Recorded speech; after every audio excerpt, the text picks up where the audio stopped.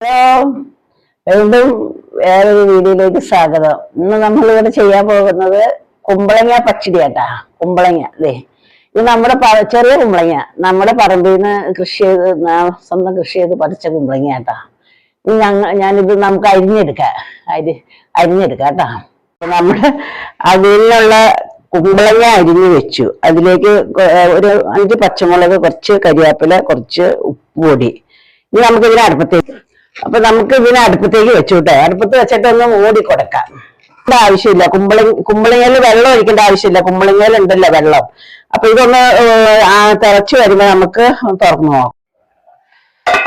അപ്പൊ നമ്മുടെ ഒട്ടും വെള്ളം ഒഴിച്ചല്ലാട്ടത്, വെള്ളമൊക്കെ ഇറങ്ങി. അപ്പൊ നമ്മുടെ കുമ്പളങ്ങ ആയി. നമുക്ക് ഇതിനൊന്ന് തണുക്കാൻ വെക്കാം കേട്ടാ. നമുക്ക് ഇതിനെ തിളക്കാൻ വെക്കാം. ഇനി നമുക്ക് പച്ചടിക്ക് ആവശ്യമുള്ള തേങ്ങയും പച്ചമുളകും കൂടെ അരക്കാം കേട്ടാ. തേങ്ങയും മുളകും കൂടെ അരച്ചു. അപ്പൊ ഇനി നമുക്ക് ഇതിലേക്ക് ഇച്ചിരി കടുക് ഇട്ട് കൊടുത്തിട്ട് ഇച്ചിരി തൈരും കൂടെ ഒഴിച്ചു കൊടുക്കാം. എന്നിട്ട് ഒന്നും കൂടെ നന്നായിട്ട് അരച്ചെടുക്കാം കേട്ടോ.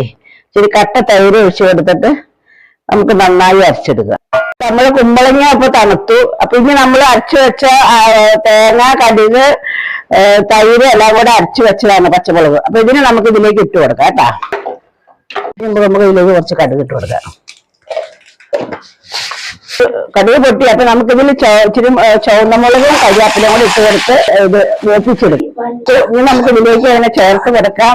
നമ്മുടെ അപ്പൊ നമ്മുടെ കുമ്പളങ്ങ പച്ചടി റെഡി ആയിട്ടാ. റെഡി ആയിട്ടുണ്ട്. ഇപ്പൊ നമുക്ക് നമ്മുടെ കുമ്പളങ്ങ പച്ചടി റെഡി ആയിട്ടുണ്ട് കേട്ടാ. കാണുമ്പോ തന്നെ നമുക്ക് കഴിക്കാൻ തോന്നണില്ലേ? ഇനി നമുക്കൊന്ന് ടേസ്റ്റ് ചെയ്ത് നോക്കിയാലോ.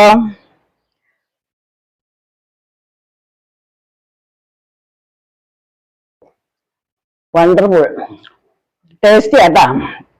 അപ്പൊ ഓണമായിട്ട് എല്ലാവരും പച്ചടി ഉണ്ടാക്കണം നമുക്ക്. അപ്പൊ എല്ലാവർക്കും ഞങ്ങളുടെ ഹൃദയം നിറഞ്ഞ ഒരു ഹാപ്പി ഓണം.